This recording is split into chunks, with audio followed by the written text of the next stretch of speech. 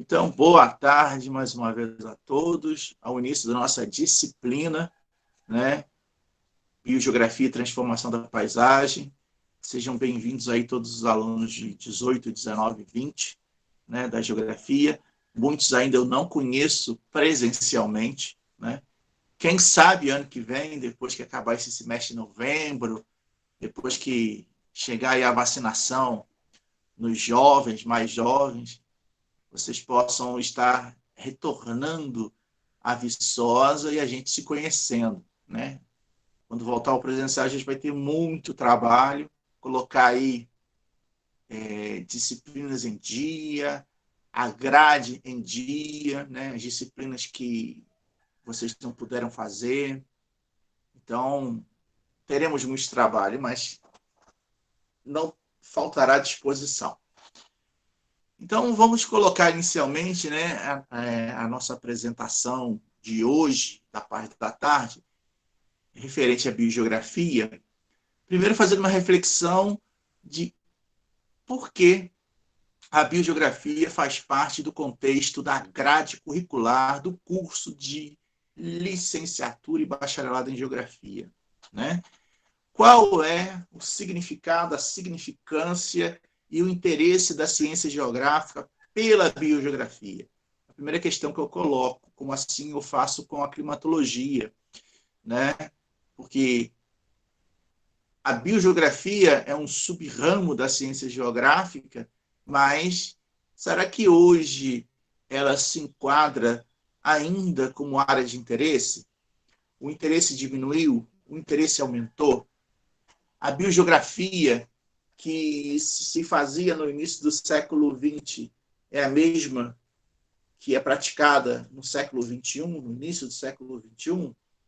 Então, essas questões iniciais são importantes para que a gente possa nortear o nosso pensamento e verificar que a própria ciência também se transforma ao longo do tempo, né? Se eu perguntar aqui para alguns dos senhores o que a biogeografia estuda, o que vocês me diriam?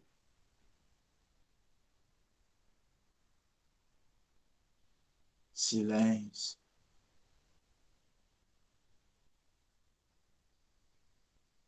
Nenhuma sugestão? A vida na Terra? Opa, o Pedro falou, estuda a vida na Terra. Mas eu poderia ser sarcástico, Pedro, e perguntar assim, o que é vida?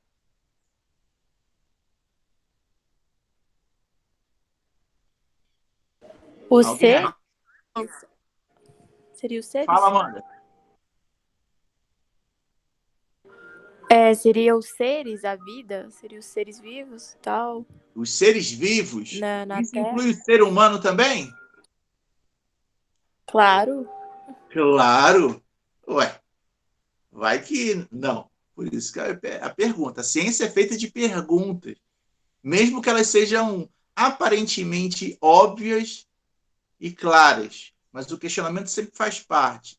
Logicamente, tendo respeito de ambas as partes, de quem questiona e do questionado. A gente não pode perder essa dimensão dentro da ciência, né? Nesse momento que estamos, onde a intolerância muitas das vezes nos faz, como se diz na gíria, né? Lacrar o outro. Na verdade, a gente não tem que lacrar ninguém, a gente tem que escutar e respeitar. Se a gente não concorda, o que a gente faz? Acaba com o diálogo, termina, não precisa brigar. Quando um não quer, dois não brigam. Não é só briga de casal, isso não, hein, que se aplica. Mas, Ranier, a biogeografia, no início do século XX, ela estudava pura e simplesmente isso como a Amanda e o Pedro colocaram, ou seja, estudavam a distribuição dos seres vivos no planeta. Quando eu falo seres vivos, muitas das vezes eram seres vivos sem a anuência ou participação existencial de um elemento importante chamado ser humano. Ao longo do tempo, esse ser humano foi se apropriando mais intensamente dos recursos da natureza E ele começou a impactar os ciclos de vida. E aí o Pedro coloca, né? A biogeografia estuda a vida na Terra, começou a impactar o ciclo de vida dos animais. E começaram a ter problemas nos seus fluxos migratórios, no seu processo reprodutivo. Alguns entraram em extinção ou em risco de extinção. E, de certa maneira, a biogeografia não pode excluir a participação do Homo sapiens nessa brincadeira. As cidades cresceram, os recursos hídricos começaram a ser utilizados de maneira mais intensa e até mesmo em alguns lugares o recurso natural, um bem comum, se tornou um bem privado, como em alguns países como a Bolívia, por exemplo, né? E no Brasil deixou de ser considerado por legislação um bem comum, um bem público, e passou a ser um recurso mineral na mesma qualidade do petróleo, né? Hoje no Brasil você não pode perfurar um poço artesiano, porque quem pode furar um poço artesiano só as empresas de exploração de saneamento básico, né? Como a Copasa, exemplo, né? Como no Rio de Janeiro você tem a SEDAI, e outros lugares aí você tem o SAAI, em Viçosa, que é uma autarquia municipal. Então, nesse sentido, a biogeografia hoje também se interessa por esses impactos, né?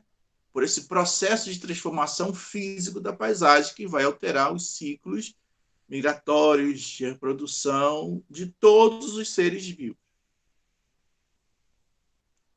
Só que antes mesmo disso, né, o sistema planeta Terra passa por modificações independentes da ação humana, né? Você tem aí a deriva continental, as placas tectônicas, as atividades vulcânicas, que vão, de certa maneira, influenciar também na migração de animais na esfera terrestre. E essas migrações, de certa maneira, foram facilitadas ou dificultadas em função aí de um outro elemento associado à deriva continental, que foi a glaciação ou a interglaciação, né? Glaciação, período de resfriamento da Terra, e interglaciação, período de aquecimento da Terra. Nós hoje vivemos o período interglacial, período onde naturalmente a temperatura da Terra está em processo de aquecimento. Aí você pode falar assim, mas esse processo interglacial é natural? É. O aquecimento global, que muito se fala, é o agravante, o intensificado pela ação humana, que junto a um processo natural de aquecimento, né, amplia os impactos, né, na sociedade como um todo, ou nas sociedades, como Bruno Latour, que é um sociólogo francês, coloca nas suas publicações a partir do início do século XXI. Agora, esses animais que vão migrando e que vão se localizando em diferentes posições geográficas e até mesmo latitudinais, vão se adaptando, né? E por isso você vai ter diferenças marcantes influenciadas pelo ambiente sobre as espécies. E aí, no caso, você observa o exemplo da zebra, né? Da África do Sul até mais ou menos o Sahel, às bordas do deserto do Saara.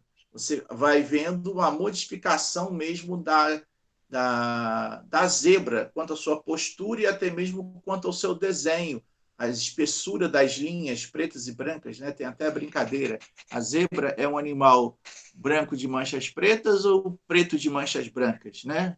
A gente nunca chegou a essa definição clara, mas é uma piada que, de certa maneira, nos faz pensar.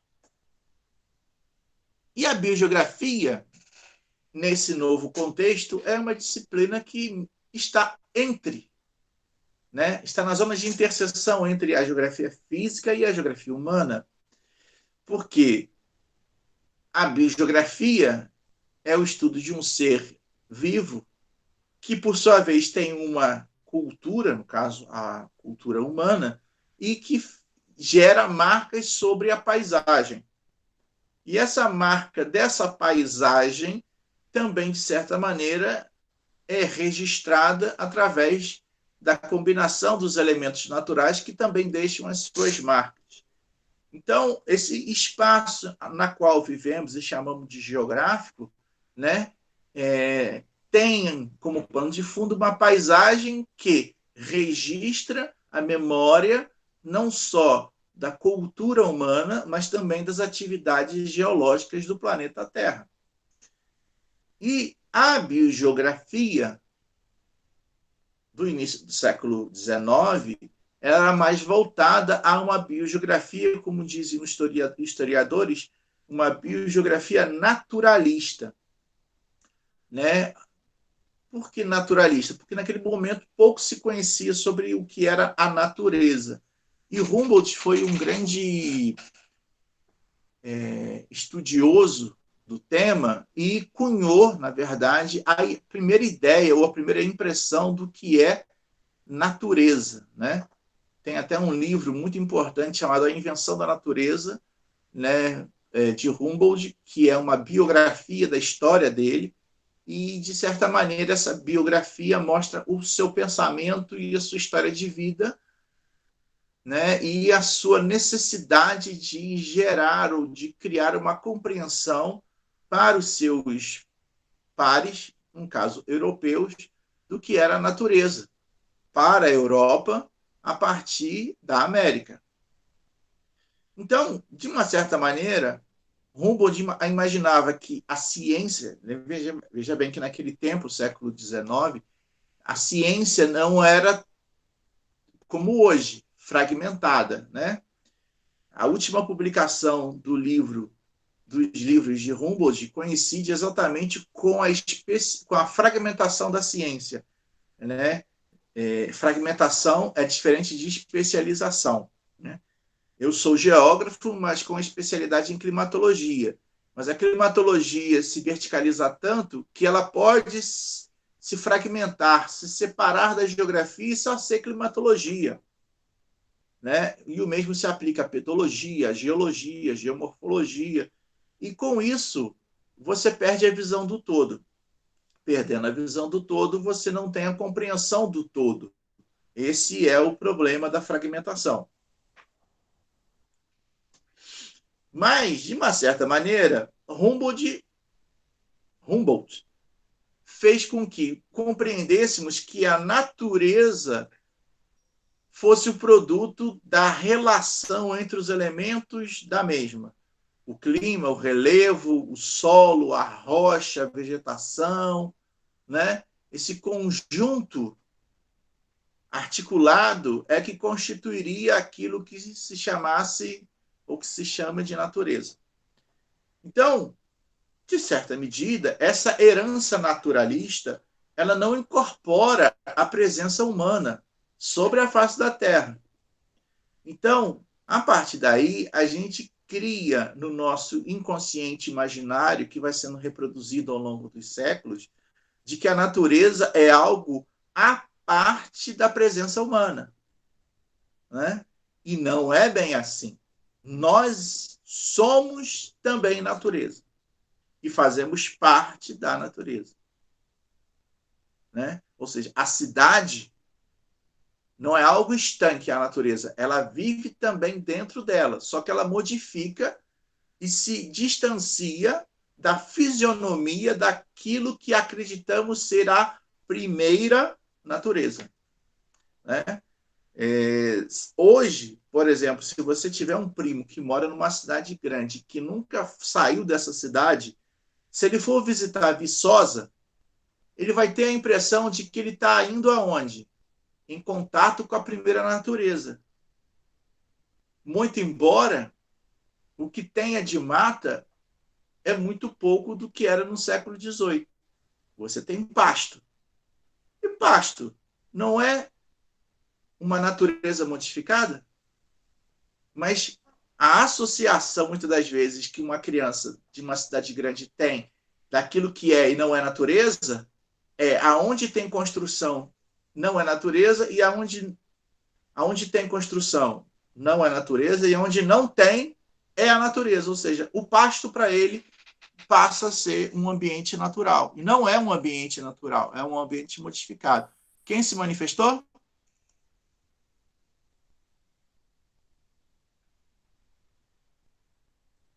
Alguém se manifestou aí? Pode falar. Alô? Bem, eu não enxergo todo mundo. Então, vocês têm que falar. Vou levantar a mãozinha. Então, continuando. Todos compreenderam essa primeira noção da ideia da natureza e por que ela é vista como a parte da ação humana? Beleza, Ranier e Lucas. Agora, a biogeografia e a geografia criaram métodos, metodologias, técnicas de conseguir enxergar o espaço. E, através das geotecnologias, hoje é possível, e é até simples, e vocês vão ver isso durante a disciplina com as aulas práticas, criarem camadas, né? A paisagem, eu posso dizer geotecnologicamente, que é um composto de camadas. O composto dos rios. Na geotecnologia, a gente chama de camadas de shape, né? Ou de layer. Então, você tem um layer de hidrografia, um layer de cobertura vegetal, um layer sobre área construída, um outro de relevo, um outro sobre MDE, um outro sobre geologia, um outro sobre área agrícola. E aí você junta tudo. No que você juntar tudo, você está compondo uma paisagem. Né? Então, até mesmo a tecnologia nos ajuda a compreender de como é composto esse conjunto. Né? E esse conjunto, quando é abordado de maneira isolada, se perde a noção do todo. Por exemplo, quando você vai estudar só vegetação pela vegetação, reduziu a vegetação num lugar, aumentou no outro. Até aí, a imagem já diz para você. Mas qual é o impacto disso, por exemplo, nos outros shapes, nos outros elementos? Né? A área que reduziu a vegetação, o rio vai ser impactado com mais sedimento ou não? Esse sedimento vai influenciar no canal principal, que alimenta, de repente, ou que ele passa às margens de uma cidade que utiliza esse mesmo rio para abastecimento de água. Então, você começa a ver que essa paisagem ela é articulada em todos os seus elementos. E daí não adianta você analisar, por exemplo, só o NDVI, que é a cobertura vegetal, ou só o uso da terra, ou só a hidrografia, porque, ao final das contas, todos os elementos, todos os recursos articulados é que vão dar a condição para a manutenção e reprodução da vida. Sem isso, não temos a condição da própria manutenção da nossa espécie humana. E falando em manutenção da espécie humana, em tempos de pandemia, eu não sei se vocês estão acompanhando, né? Os bilionários do mundo estão procurando fazer turismo no espaço sideral. Daqui a pouco, aqueles filmes que eu via lá nos anos 80, Marte Ataca, Mercúrio, aqueles filmes bem crash, de ficção científica, vão se tornar realidade. Né? Já temos a NASA, coitada, né? Já ficou para trás. Não tem dinheiro, coitado. Só tem os ricos. E os ricos usam esse conhecimento dos cientistas para gerar a corrida espacial através da iniciativa privada. Aí eu te pergunto, qual é a graça de entrar no espaço e ter a sensação da gravidade zero? Só para ter essa sensação, gastar $1 milhão para alguns segundos, né? Para alguns pode ser alguma relevância, mas na verdade o interesse disso tudo, de uma certa medida, é porque sabemos que a nossa espécie, no contexto das eras geológicas, ela também será uma espécie extinta, assim como os dinossauros. Então, de uma certa maneira, essa busca do espaço sideral, essa busca por um outro planeta, ela não é de toda um equívoco ou uma balela. No fundo, desde a Guerra Fria, se busca a possibilidade de ocuparmos um outro planeta, mesmo que ele fique longe demais. Por quê? Porque a gente tem a noção de que do jeito que nós estamos aqui, isso aqui vai durar pouco. Então, quem tem dinheiro está procurando cair fora, literalmente, né? Para outro planeta, não é para outro país. Antigamente a gente falava assim, ou ame ou deixe, né? Um slogan da ditadura militar. Se você não gosta do Brasil, você vai embora, né? Vai para os Estados Unidos, vai para a Europa. Hoje não é, esse slogan já está ultrapassado, né? Hoje é ou fica no planeta ou sai do planeta. Mas ainda temos tempo, quem sabe, de revertermos isso. Mais uma coisinha, né?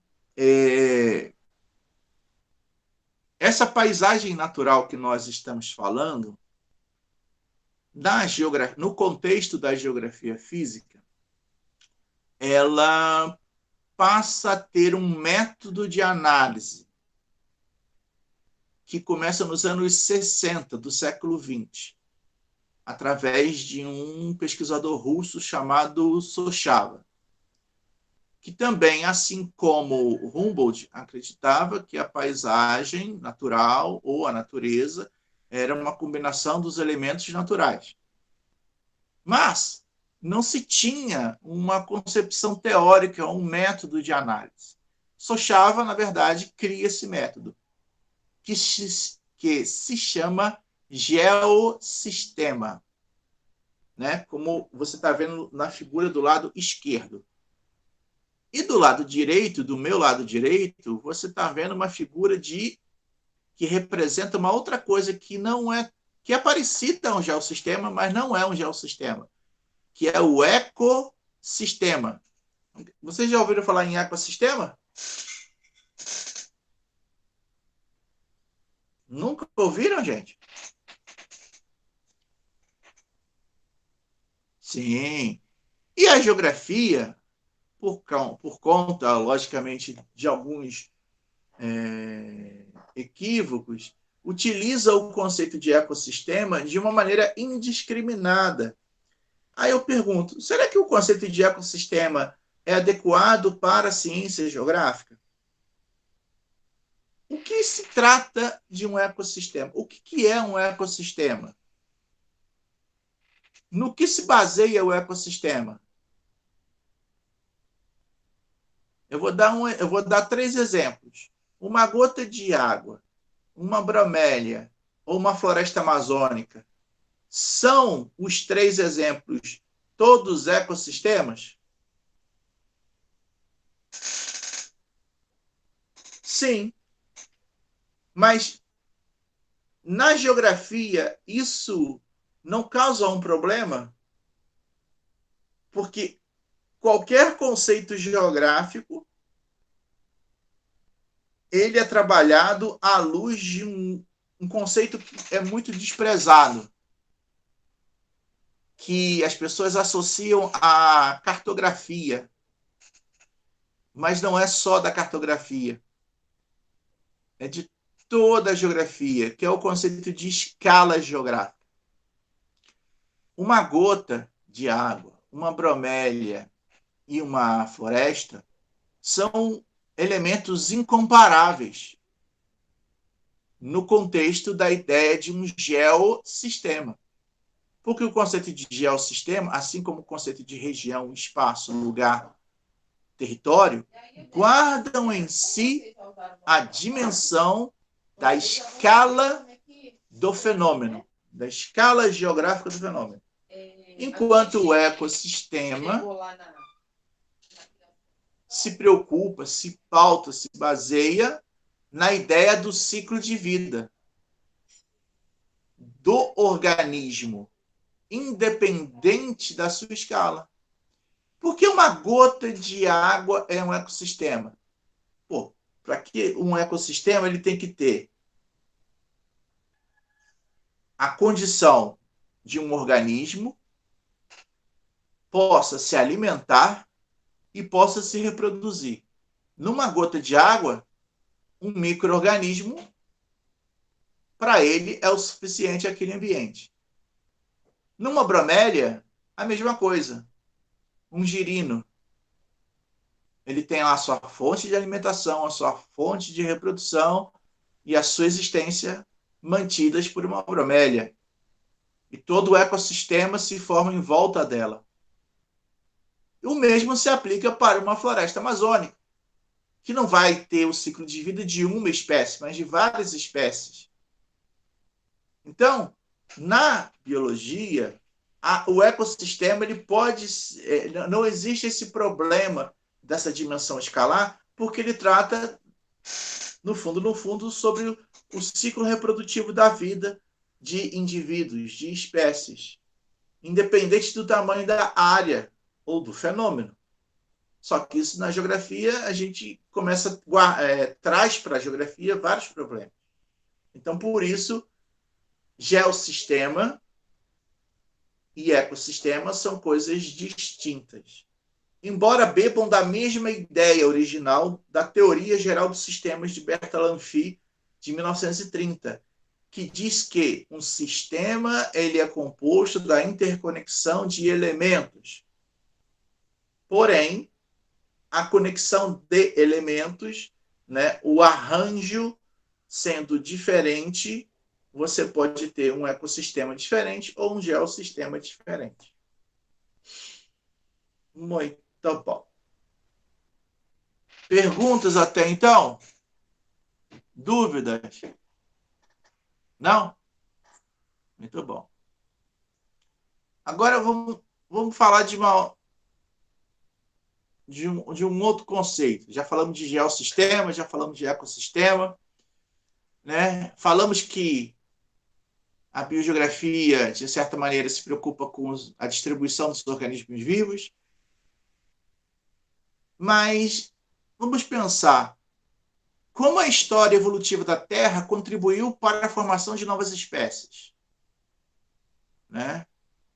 Então, no exemplo A e no exemplo B, que vocês estão vendo aí, ao lado do mapa dos Estados Unidos, onde tem os exemplos das borboletas, você, no primeiro exemplo, tem duas populações que ocupam uma área comum.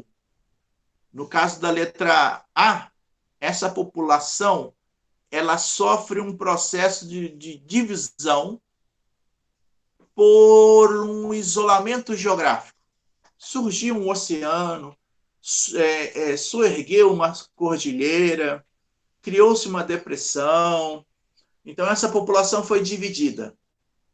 Esse isolamento, né, esse distanciamento, não permitiu que esses grupos se interagissem.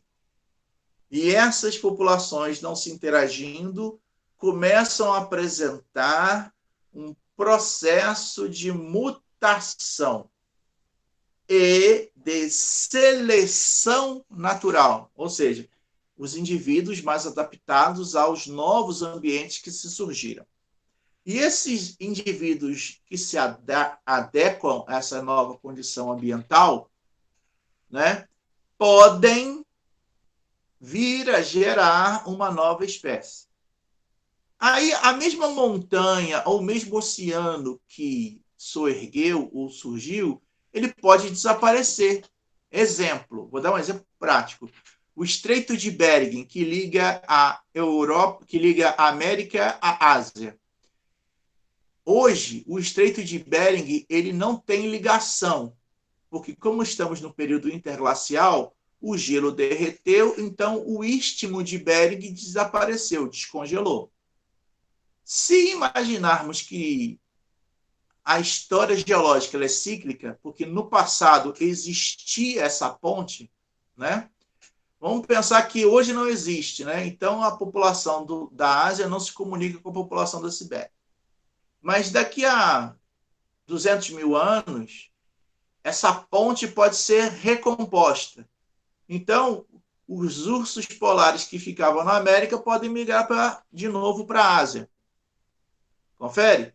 E aí, como esses ursos, né, ficaram isolados durante muito tempo, né, eu estou pensando no urso, esses animais podem ter problemas de reprodução, ou seja, não serem reprodutivos, se tornarem, como eu posso dizer, não gerarem, na verdade, descendentes férteis. Se eles hoje não são mais capazes de gerar descendentes férteis, eles são considerados como espécies diferentes. O conceito de espécie, inicialmente, cabe-se destacar, era um conceito de origem morfológica, ou seja, a forma, a estrutura do animal é que definia se ele era de uma espécie diferente. Com o genoma, com a pesquisa, né, do DNA, hoje esse conceito passa por uma reformulação, porque indivíduos considerados da mesma espécie pelo aspecto morfológico, da forma, geneticamente podem ser diferentes. Então, até mesmo a biologia está dizendo, olha, embora sejam parecidos, eles são diferentes, eles são espécies diferentes. A biogeografia praticada na geografia parou no conceito de espécie do século XIX. O conceito de espécies na biologia, que incorporou as dimensões genéticas do DNA, né, hoje se discute muito e se questiona até mesmo o conceito de espécie por conta dessa nova possibilidade de entendimento através da composição do DNA dos indivíduos, né? Existem até empresas que fazem levantamento de carga genética do indivíduo, do DNA, né? Empresas que avaliam se os seus descendentes vão ter ou não doenças, então isso possibilita que você possa fazer um tratamento médico para evitar, né? Por exemplo, se você tem na sua família pessoas com tendência a doenças degenerativas, que elas possam vir a serem curadas no futuro, mesmo antes de serem nascidos, por conta dessa nova recombinação genética. Ou seja, a maneira de se reproduzir também está sendo influenciada, né? Até mesmo hoje, por exemplo, a migração entre países está sendo influenciada por essa questão genética. Não necessariamente genética, mas biogenética, ou seja, você tem o vírus do Covid ou não tem? Se você tem, você não pode andar, você tem que ficar isolado. Se você não tem, você pode. Ontem a França estipulou o que se chama de passaporte sanitário, né? Você só pode visitar os monumentos, os museus, se você tiver uma carteirinha dizendo que você fez o PCR em 48 horas e deu negativo. E a cada 48 horas, o estrangeiro, a pessoa tem que fazer um PCR novo, né? Pensar que um PCR no Brasil custa 20% a 30% do salário mínimo, imagine o quanto um turista não deve estar gastando na Europa para fazer PCR para visitar o Museu do Louvre, o Arco do Triunfo, e por aí vai. Né? Então, essa forma do isolamento é um processo de formação de novas espécies. Como também você pode ter um outro processo, que é um processo associado à expansão da população para áreas diferentes. Então, por exemplo, no exemplo B, você tem um continente e você tem ilhas, né? Do lado esquerdo, ilha A, do lado direito, ilha B. Aí essa população migrou por algum motivo, o mar diminuiu o seu nível, isso facilitou que essa população pudesse migrar para outras áreas. O mar subiu de novo, então isolou a ilha. O topo de uma colina virou uma ilha. E aí é o mesmo processo. Esse isolamento pode vir a produzir outras espécies. como o próprio Darwin verificou com os tentilhões, né? Na sua viagem a Galápagos, Darwin observou isso em relação aos tentilhões na ilha de Galápagos, porque ele observou que os bicos dos tentilhões entre as ilhas que ele visitou eram diferentes em função do alimento disponível em cada ilha, o que demonstra que esses animais tiveram que passar por um processo de adaptação.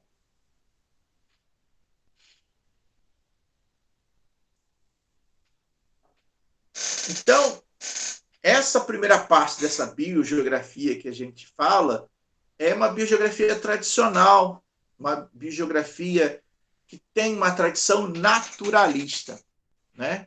Se você pensar que esse relógio representa a história geológica da Terra, você vai ver que nós, seres humanos, somos insignificantes, né? Porque ao longo da história da Terra, nós aparecemos aí faltando quase que 1 segundo para o relógio conseguir dar a volta no ponteiro, né? No canto superior, no seu canto superior ali, ó, você vê 59, primeiro homem moderno, 59 minutos, 59 segundos e 9 milésimos. Surgimos aí. Antes disso, né, da formação da crosta terrestre até mais ou menos o início do Cenozoico, não existia aquilo que conhecemos como espécie humana, né? Existiam outros seres vivos, mas não a espécie humana. E para vermos esse grande impacto que a espécie humana faz sobre o planeta Terra, é que o tempo que ele teve de existência sobre a Terra já é capaz de modificar aquilo que demorou milhões de anos para acontecer. Então, esse é o nosso poder geológico de transformação é que imputa até mesmo a gente pensar que a biogeografia e a transformação da paisagem deva considerar a própria existência humana como um fator não apenas meramente geológico, mas também potencializador de modificações. E por isso, estudar a ação humana. Entendido isso, e mostrando essa questão nessa relação com o tempo, outros elementos que a biogeografia não abordava começam a fazer parte. Por exemplo, as questões ambientais, né?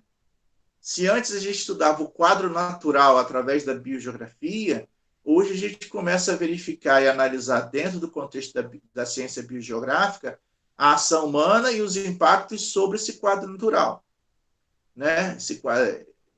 E não há como não dizer que não existe esse quadro natural, né? Hoje, cada vez mais a gente necessita de recursos naturais e hoje o sistema capitalista faz com que as empresas tenham mais poder do que os Estados-nações em busca de recursos naturais.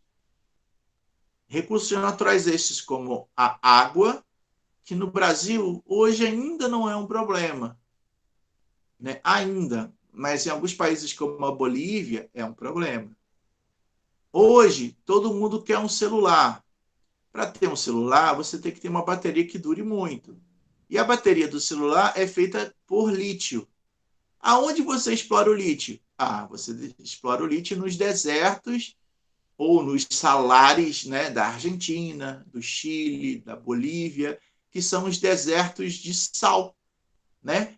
O mar chegou lá, invadiu, aí o mar regrediu e a cordilheira subiu. Então, o sal que se depositou no fundo, depositou debaixo d'água, ele soergueu. Só que esse sal, ele tem lítio ali no meio. Então, grandes conglomerados industriais exploram esses salares em busca do lítio, para se manter a indústria do celular. Senão, não tem bateria para o celular.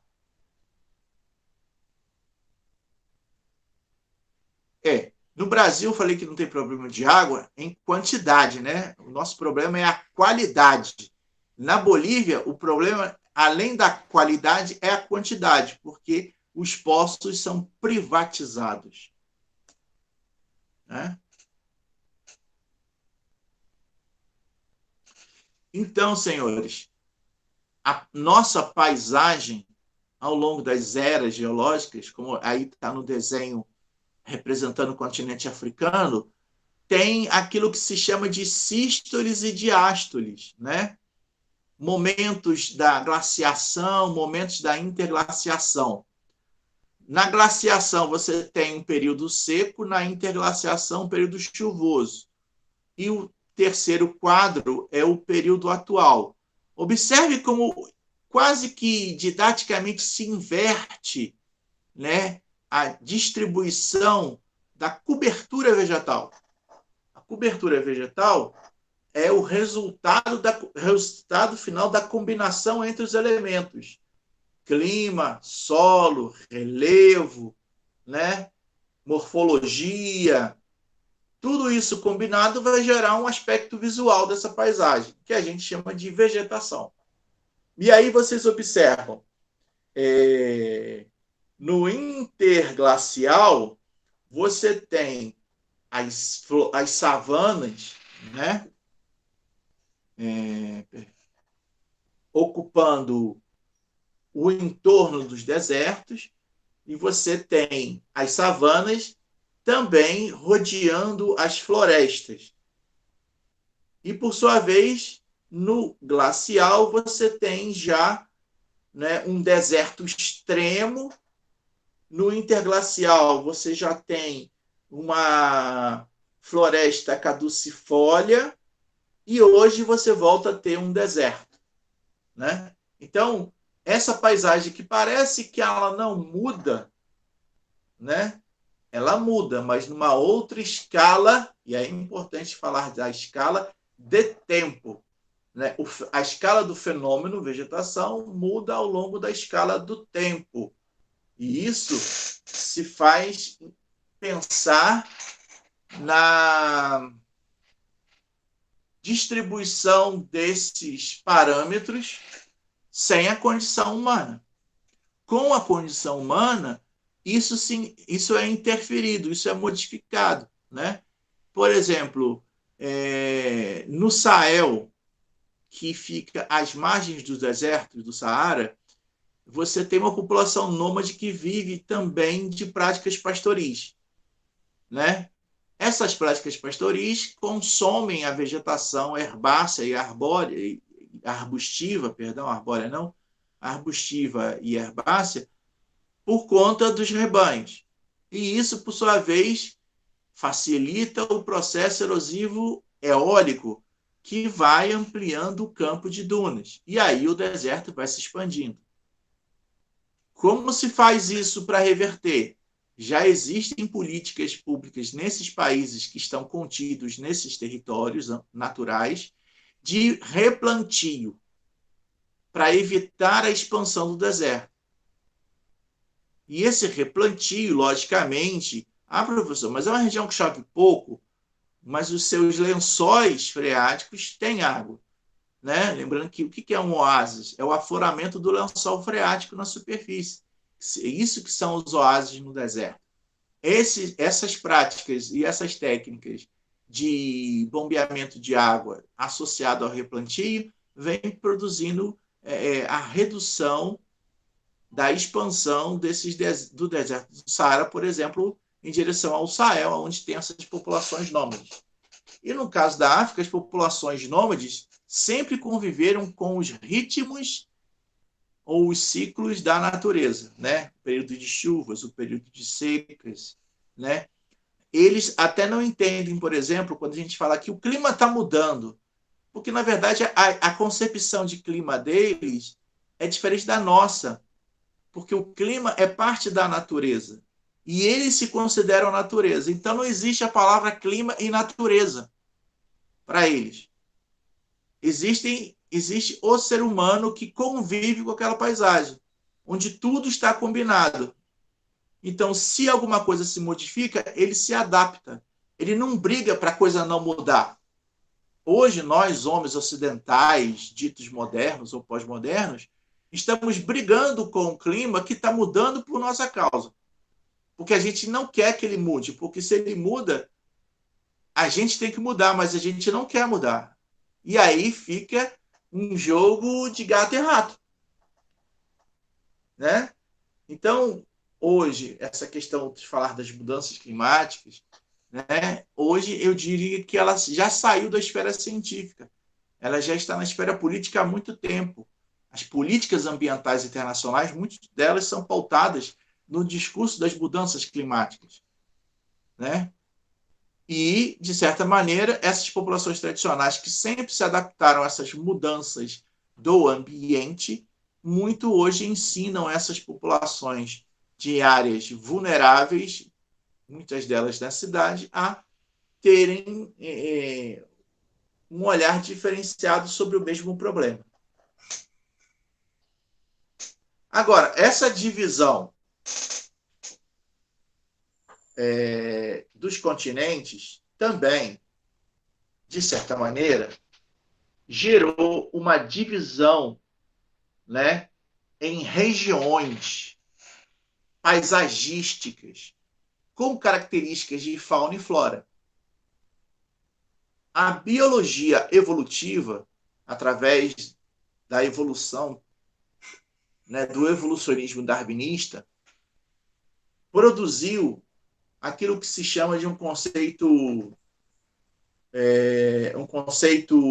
biogeográfico, baseado na proposta de Wallace, em 1876, olha só, das regiões biogeográficas, né? As regiões que têm semelhança ao longo da história da formação da Terra. E ele dividiu essas regiões em paleártica, que seria a América do Norte, a neotropical, que seria a América do Sul e a América Central, a etíope, que seria a África, a paleártica, que seria a grande Eurásia, Europa e Ásia, a oriental, o sudeste da Ásia, e a australiana, pegando ali a Oceania. É um conceito diferente da ideia, por exemplo, de um outro conceito muito forte na biologia chamado bioma, que nós vamos falar mais a seguir. Mas o conceito das regiões biogeográficas, né, ela nos ajuda a compreender como a história da evolução geológica da Terra explica a distribuição das espécies de fauna e flora na Terra. E elas são, de uma certa maneira, conjugadas espacialmente em função da própria organização territorial da distribuição de terras e mares. E a revisão desse mapa, em 2013, por Holt, criou, na verdade, 11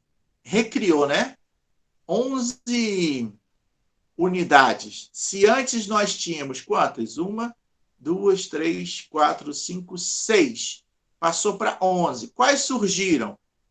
A Panamenha, que seria a América Central, a Saara Arábica, que é o norte da África, Malgadesh, que seria Madagascar, a Ásia seria dividida em sino-japonesa, oceânica e oriental, além da australiana, que ficaria circunscrita apenas à Austrália e Papua Nova Guiné, através dos conhecimentos que nós temos hoje. Olha só quanto tempo, de 1876 a 2013. Então, por conta disso, né, essas regiões biogeográficas, hoje, elas nos mostram como a evolução se espacializou, né, criando territórios biogeográficos, ou posso dizer até que territórios naturais, né, na superfície da Terra. Agora, essa ideia das regiões biogeográficas só considera a evolução natural da distribuição das espécies sem considerar a espécie humana. Isso é importante que se diga. Agora, essa distribuição, de uma certa maneira, ela é modificada com aquilo que se chama de um evento social, econômico muito importante na história do mundo, chamado das grandes navegações. As grandes navegações bagunçaram toda essa divisão que você agora tem noção. Por quê? Porque o que foram as grandes navegações? Na verdade, uma forma de dominação de outros territórios, que, por sua vez, também produziu uma coisa que até então não se tinha: a migração de produtos. Né? Então, o europeu, quando veio para a América, ele não veio só ele. Veio ele e as suas comidas, as suas sementes, né? Os seus animais. Né? Na América, para você ter ideia, na América não tinha boi. O boi quem traz é o europeu, primeiro. Segundo, na América não tinha rato, não tinha pardal, né? Passarinho chamado pardal. Todos esses animais vieram com os portugueses, com os espanhóis. E também as suas doenças, né? Que contaminaram muitas populações indígenas que vieram a falecer e até mesmo serem extintas por conta dessas doenças que esses povos originários não tinham resistência imunológica. E os europeus eram conhecedores disso. Tanto eram que, na Guerra do Paraguai, vários soldados ou várias pessoas mortas com certos tipos de doença eram jogados nos rios para contaminar a água que iria ser consumida pelos adversários paraguaios. Ou seja, na própria estratégia da Guerra do Paraguai, a contaminação da água fez parte da ideia da dominação, né? De você enfraquecer o oponente. Outros elementos naturais ou frutas, por exemplo, do Brasil, que a gente pensa que é brasileiro, mas não é. Né? E a gente incorporou isso porque a gente convive desde pequeno. A manga, ela é de origem indiana. O coqueiro não é da América. O que é da América, por exemplo, é a batata. Mas a batata a gente chama de batata inglesa, não peruana. Na verdade, ela é originada do Peru. Mas por que não se chama de batata peruana? Ah, porque quem comercializava batata no mundo, ou seja, tirava daqui, levava para a Europa e vendia para o resto do mundo, eram os ingleses. Aí ficou batata inglesa. Compreende? Então, se você for olhar o seu cardápio de frutas, sementes e hortaliças, você vai conseguir perceber que o mundo está ali.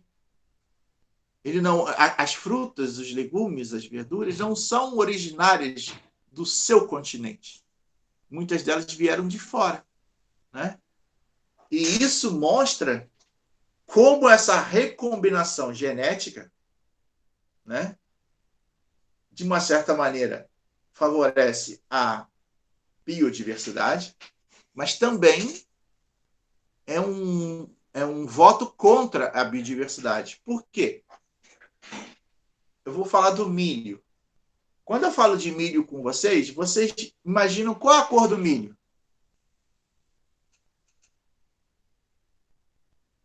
Amarelo. No Brasil, você já viu outro tipo de milho que não o amarelo?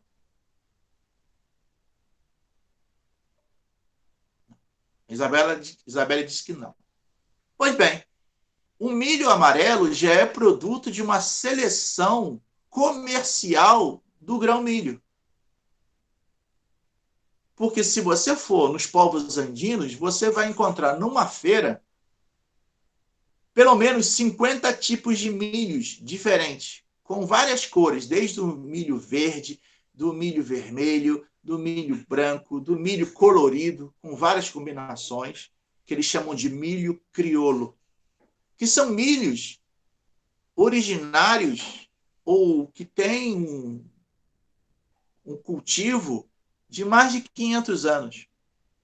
Mas, ao longo do tempo, algumas regiões priorizaram, por questões econômicas, um tipo de milho por conta da produtividade, desmerecendo as opções culturais dos povos que estavam ali presentes, né? No caso dos povos indígenas ou dos povos originários, como você quiser pensar. Então, se a gente for considerar o centro de dispersão das principais cultivares no mundo, você vai encontrar nesse mapa que está visualizado para você essas áreas pintadas em preto, que são as áreas originárias de alguns produtos. Até o feijão, por exemplo, ele é asiático, ele não é americano, né? O que é brasileiro é o cacau, é o inhame e o abacaxi. E não esqueçamos da jabuticaba, que aí não está presente, né? No Brasil. Considerando a América, você ainda tem o mamão, o morango, a pimenta, o algodão, a batata e a abóbora. O milho, ele é originário da América Central, mas aí ele se espalha pelos países andinos, principalmente. O feijão tem duas origens, na América do Norte, né? Hoje América do Norte, mas pertencia à América Central, o antigo México, na região do Texas, São Francisco, e na Ásia, na altura ali da Península Coreana, que é uma leguminosa.